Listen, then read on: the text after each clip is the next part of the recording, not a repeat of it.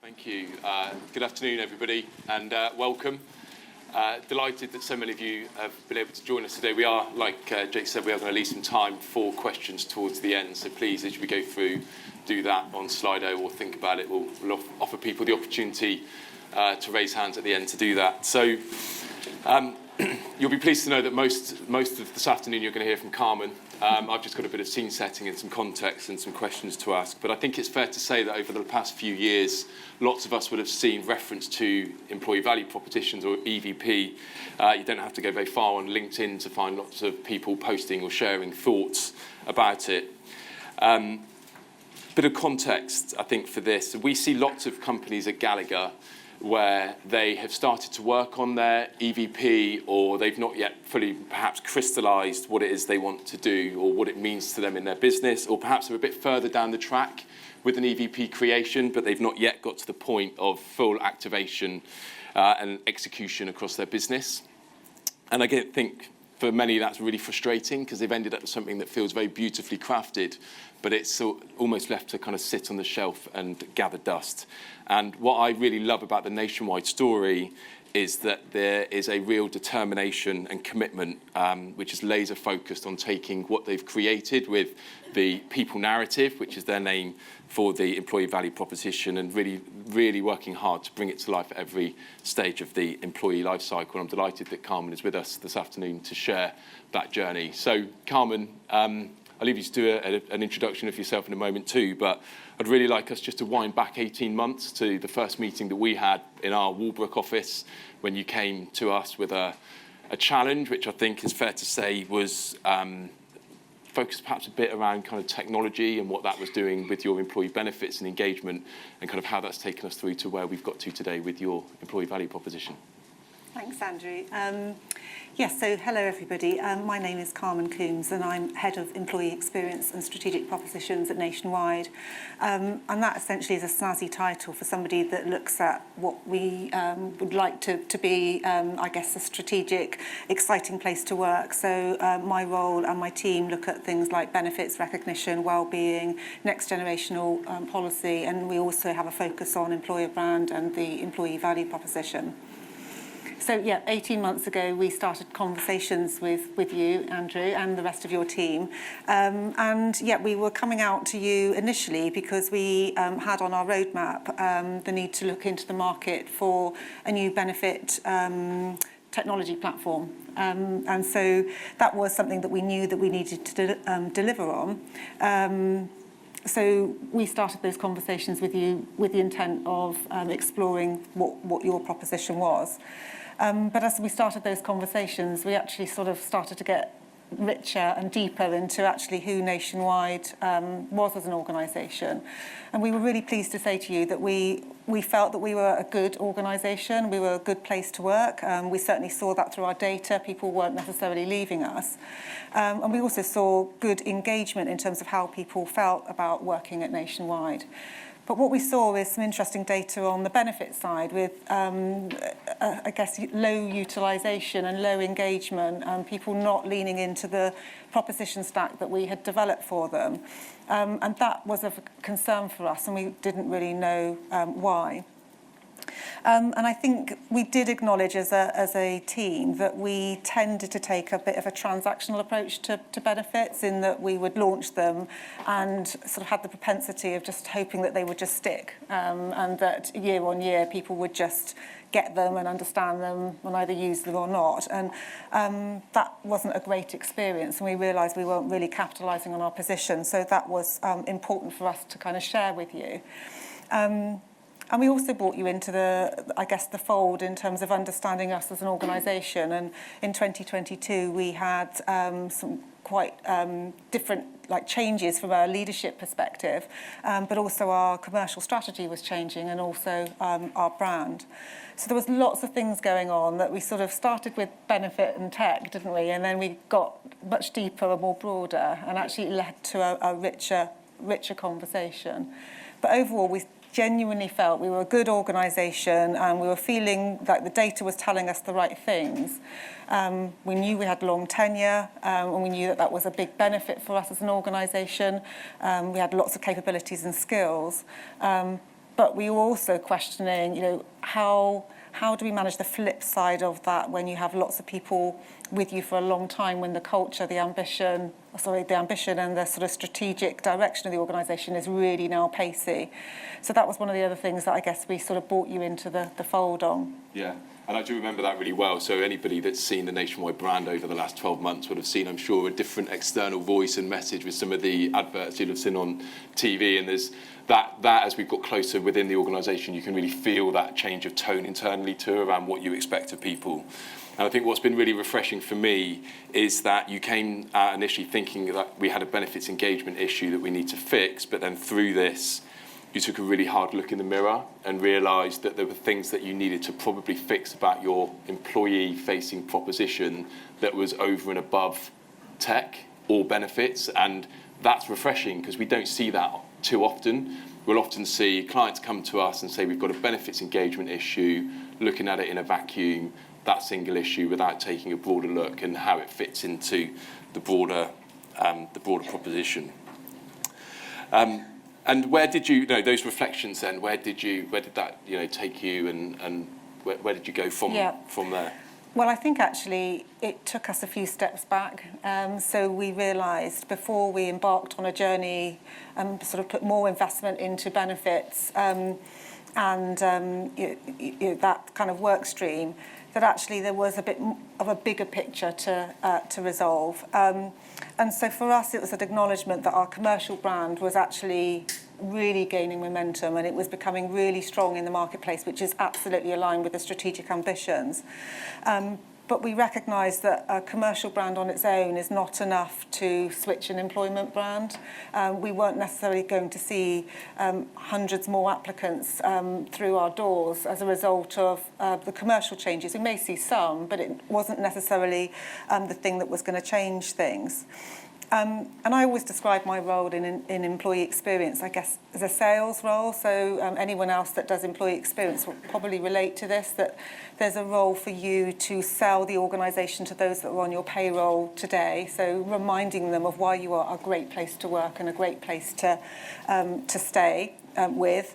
But also, that external message as well is really, really important, that we have a really strong narrative to sell the proposition, sell the workplace to external candidates. And I think for us, as we were building momentum in the commercial space and equally our social investment strategy, what became clear is that great organisations unify and drive cohesion between those constituencies. So commercial brand needs to speak to the social brand and the social brand needs to speak to the employment brand. And so for us, I think it was really evident that that final piece of the jigsaw was missing and it was something that we really needed to concentrate on. Quick question around the room. A couple of points I want to pick up there. Anybody recognise the idea of throwing as much stuff out there and seeing what sticks? Recognise? Show of hands quickly, just interested. Feel familiar? Just keep throwing stuff at people, they'll get it, they'll listen, they'll engage. How many people in the room, you're all reward professionals, HR professionals, who in the room has ever thought of the hat they're wearing as internal salespeople? It's tough, isn't it? You're basically trying to move people to understand, why would I work for you as a great organisation? Why would I give up my time away from my family and the other jobs I could be doing to come and invest my time in your organisation? Why should I invest my time looking to learn and understand about the reward and the benefits that you offer me as an employee? And I think it's a really interesting part because I think with many of these projects, quite often things like an EVP can sit within the HR function. It can feel like perhaps you're doing these things in a vacuum or in isolation. And probably one of the hardest jobs that you, and I'm sure many people in this room have, is working the stakeholders around their business. I was just chatting to somebody outside earlier who used to be a consultant, has gone in-house for the first time as of 3 months ago. And I don't think he quite realised how much internal selling he had to do to some stakeholders, having spent his entire life our side of the fence. And I think for us it's been enlightening because we've had some amazing sessions with you, and people have turned up, energised and motivated and engaged, but we never see the hard work that you do behind the scenes because I'm sure a week before these people were not energised and engaged and up for the stuff that you were doing. How have you found that? What lessons can people learn perhaps about the job that you've done in stakeholder management and getting around people within your business? Yeah. So I think the first thing for us was obviously a conversation with our senior leadership and really showcasing to them I guess what we understood around brand. So we were absolutely prepared to acknowledge where we were commercially and how strong things were, and the direction of travel, and the proof points were absolutely coming through. We'd also done the research behind the scenes around the employer brand piece, and we had a really good story to tell our senior leader population. So I think for us, going to an ExCo meeting and talking about the strength of the commercial brand and then showing the weakness of the employment brand was a really, really helpful conversation, because it was enough for people to see that something needed to be done. And we took some practical examples with us as well. I mean, we could have gone in with lots of data, but actually we wanted to show them some of the practical things that were starting to come through in terms of social media platforms. You know, whether you like them or not as a professional, the reality is social platforms do influence candidates, and they can influence them one way or another in terms of whether they want to apply to you. We wanted to actually spend some time with our senior leaders in showing them what those social platforms look like and how we were showing up. And actually what we were seeing is not a great representation, and again, not because we were a bad employer, because we were seeing data internally that was telling us that people liked working for us and our engagement scores were strong. But for some reason, we weren't showing up brilliantly externally, and I think that's largely because we didn't invest in it, so we were allowing those social media platforms to just kind of take care of themselves. And actually what then happened was, I guess, some chinks in terms of the employment brand, and that was enough, I think, for us to really demonstrate to our senior leaders that, look, we've got to invest in this, we've got to get it to the same strength as the commercial brand. And I think opening up that conversation in that way was really, really, really helpful. And we came out from a big meeting talking about that and had full support, which was absolutely brilliant. But it then it didn't stop there. We had more work to do. So we then had to have similar conversations with those that weren't in that strategic conversation. And it wasn't always a linear programme. Sometimes we felt like people were with us, sometimes they weren't. Sometimes people were scratching their head around the concept of EVP, what is it? Then they'd get it and understand it, and then may not get it again, because it felt nebulous. What actually are you going to bring to the organisation? And I think for me, on repeat, I just kept talking about employer brand, commercial brand, just try and look at it at that level, and the rest will fall into place. But I think one of the things that I feel we did really well is we knew that this was going to be a challenging journey, and so we surrounded ourselves by business folk that actually understood the power of brand, and we made some really strong friends in our brand space, and they were huge advocates of us. So when we were having the conversations that this was really important for us to invest in, we were powered by experts, SMEs that understood why brand matters. And I think for me, I would say to anyone that's looking to ignite or start an EVP project, don't make this an HR thing. It really is a business thing. And if you can join partnerships with brand folk within your organisation, I think that will help immensely. Yeah, and I think probably a few people would recognise if you've embarked on any kind of EVP journey, because it's not a thing, you know, because it's not something you can hold in your hand or quite clearly see. You sometimes struggle with in some of the stakeholders around your business, and I remember a number of those calls and some of the things we were going into to try and help people with that understanding. So the question is, loaded question, what have you got now and was it worth it? I mean, we're still on a journey, and what we've done so far is like more than worth it. We have got the glossy brochure, Andrew, I can see it in your hand. And I'll never leave home without this. And the glossy brochure basically is our narrative, our people narrative, and it's the story, it's the promise of an experience, and it talks about our strategic ambitions and sets that against our values and our behavioural framework.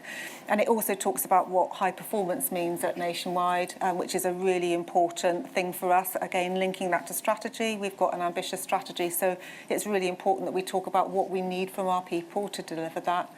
but we equally talk about the what will you get. And actually those words were so well crafted, we sweated them, but we actually fundamentally believe they are the right set of words. And what we found is that we actually kind of use these on repeat now whenever we go with internal communications. Before we start to take pen to paper, actually we go back to the people narrative and remind ourselves, what did we write? Actually, those words really work in this context. And whether that's us talking about leadership development, talent acquisition, recognition, reward, those words are there, and it for us, we feel like it set those foundations for us. And you'll see on the screen, again, we sweated these words, but we make sure that we are purpose-driven, uncompromisingly customer, unstoppably nationwide, features on anything that's people-related, and it just keeps anchoring back to why Nationwide is a great place to work, anchors back to our strategy, our purpose and our values. Yeah, and something that's stuck with me for the entirety of that 18 months together of working through all of this has been high performance. The shift in the business to a high performance culture, and how the people narrative, which is, just in case anyone's not clear, instead of calling it an EVP, Nationwide have labelled this the people narrative. How does the people narrative drive that culture of high performance within Nationwide, and that constant reminder back to the words that sit within this? This has almost become our Bible, if you like, in terms of everything that now happens comes off the back of this document. We're constantly thinking about high performance, constantly thinking about the give and the get. This is not a one-way relationship. This is, what do you get as an employee for Nationwide? What do we expect of you to give to the organisation in return? Just before we finish out and offer up questions, I referenced at the start that what I've loved about this is the unwavering commitment to embedding this across the employee life cycle. This will not sit on a shelf. I can tell you now, in 12 months we could come back and share another chapter of this story. This will not sit on a shelf. This will be embedded across the life cycle. But why has this been so critical for you, Carmen, to make sure this bit is right? Yeah. So firstly, Nationwide has tried to do this before and it's failed. In fact, there's been a number of times that we've tried to do this, and the reason it didn't get beyond the glossy brochure is because we didn't then go into the detail of what the employee experience journey looked like. So our glossy brochure promises an experience, and it's really important that we sign up to that authenticity. There are stretches of ambition in there, of course you would expect there to be, but in the main we do feel that it's authentic and certainly absolutely where we need to be. So the next level of investment for us is this, and I think this is probably the hardest piece of work now. We are fully supported by those around us. They recognise, in the same way when we look at our commercial business, consumer-graded experiences are really important. So it's as important to drive that same philosophy, that same mentality across the employee life cycle. So yeah, you can see here a lot of detail, 3 lenses, 19 work streams, lots of activity. One of the things that we were really clear on when we published our people narrative is that we weren't going to be able to give ourselves 2 years to sort ourselves out and stand up to that.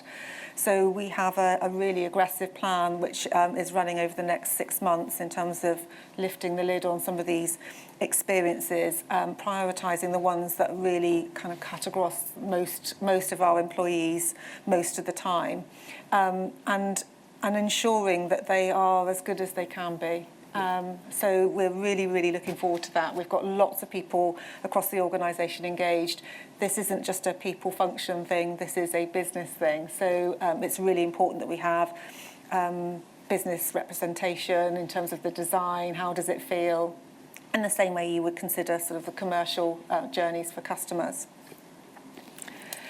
So, I was just going to add, I mean, one of the other things that is really, really important is making sure that we understand what success looks like. So at the point that we come out with the solution for these lenses, we will be developing SLAs, and we will also be developing KPIs and measuring success so that we can remain accountable and we sort of create that culture of continuous improvement. Yeah. You'll be measured for the high performance of this as well, I'm sure, as people look back on this. Perfect. And I'm sure as you look at that, you might, within your business, dependent on the size of your organisation, you might say, well, we have one person that does half of those things, or we have people that have responsibility for one. But you probably recognise those functions within your own organisation. It's just a question of who's responsible for them. And again, I just want to re-emphasise what I love about the commitment from Nationwide is not just to leave this sat on a shelf. It's how do we get this playing its role in every single thing that you can see on that page, and then in turn how that will drive the high performance of the organisation. This is not just a nice thing that's been done in isolation and away from the business because we all think it's the right thing to do.